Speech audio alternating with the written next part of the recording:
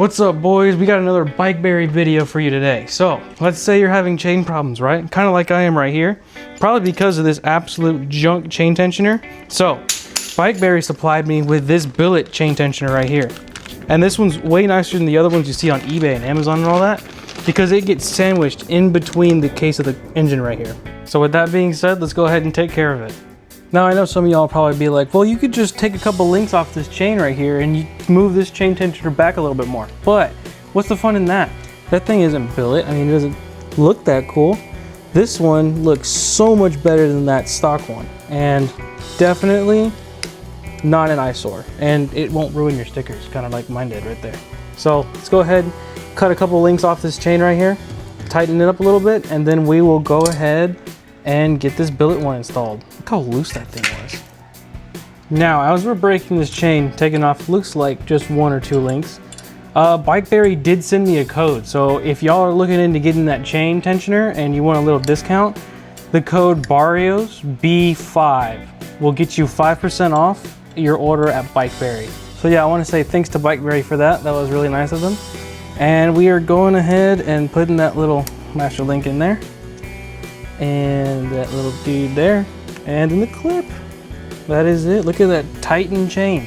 So now we got to clip the clip first, you know, just do the little clip like that. And now let's move to the engine cover. Those of y'all wondering, that's all I had to remove from the chain. Okay, so let's go ahead and look at this thing out of this package now. So they supply you with some hardware, and it looks like one of those little balls for that bucking bar to extend it, to compensate for the extended side cover length. So look at that thing.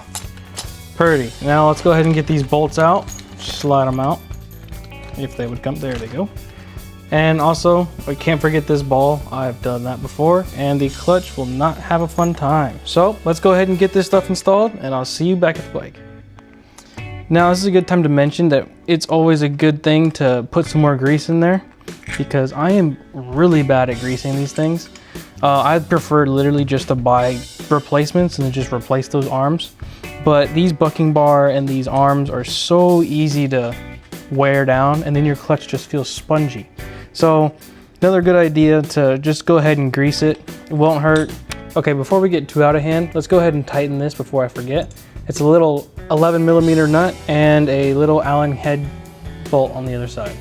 There we go, she's all tight, and you will have a little bit of play right here because of this bushing so that the arm can freely move around. Okay, let's go ahead and move on to here. Take out the bucking bar and clean up the bucking bar and all of the grease around it. Grease sometimes smears around, and just clean it all up with some shop towels.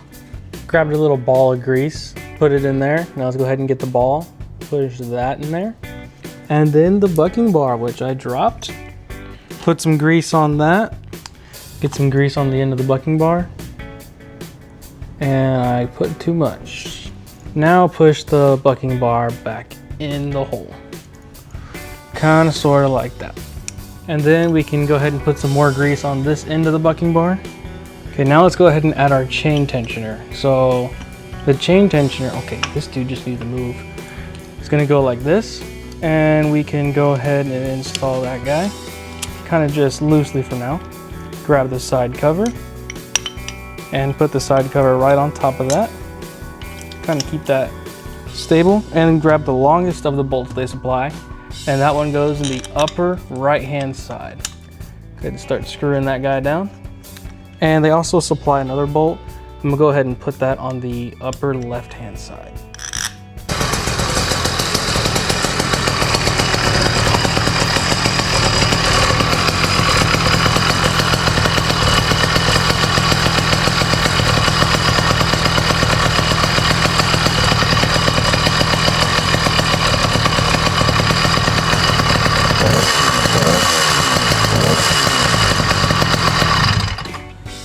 All right, boys, it's been a minute. Just got back from, I think, 3.5 miles with this. Chain did good. And 6.5 miles with that. Gosh, she's pretty. Okay, anywho, this thing did great. This chain tensioner is doing good. I haven't had that issue where they bind up in the corner up here. Sometimes they can bind and you'll not be able to start your bike. It gets annoying, but This one, I think I have the chain tight enough to where it won't do that. If it does, I can always put some of that JB Weld in this corner, and it won't let the chain bunch up. It'll just make it flow nicely. We've had that issue with my buddy's bike with that other eBay chain tensioner that just bolts to the outside of the cover. This one is going to be different, and I actually really like it. So we shall see how she holds up. I will give you all an update here pretty soon, but yeah. But yeah, huge shout out to BikeBerry for letting me get rid of this absolute piece of junk. So thanks to them for sending me this chain tensioner. This thing is going to be used heavily, trust me. This thing is going to be great. And yeah, let me know what else y'all think we should need to do to this bike. We do have one more BikeBerry video coming in the series. It is actually for another one of my builds, so you'll see that here this weekend. And yeah, thanks for watching. I will see y'all on the next one. That's pretty nice of them. I want to say thanks for them. So look at that thing. I am getting my nasty hands. Hold on. Let's go ahead and get these bolts out and this ball. Go ahead and install more grease. Install more grease, definitely the word. And let's go ahead, push this back together. Anyone notice what I forgot? Kind of something missing.